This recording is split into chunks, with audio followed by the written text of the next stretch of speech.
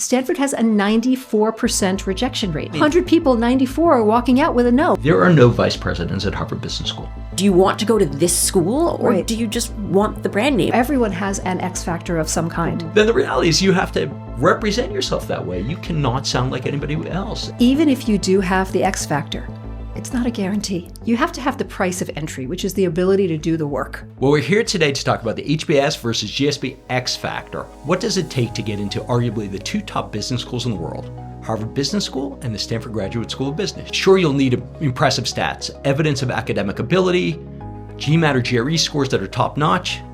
Many applicants have the stats, and not all can get in with such low acceptance rates. What is the indescribable or intangible thing that sets some people apart?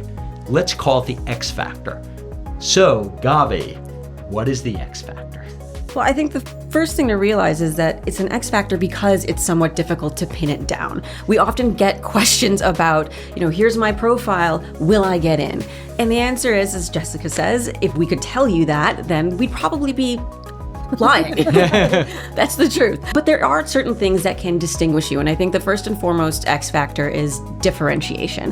What makes you one of one? Why does the Stanford or HBS need you in the class as opposed to somebody else who has your background on paper?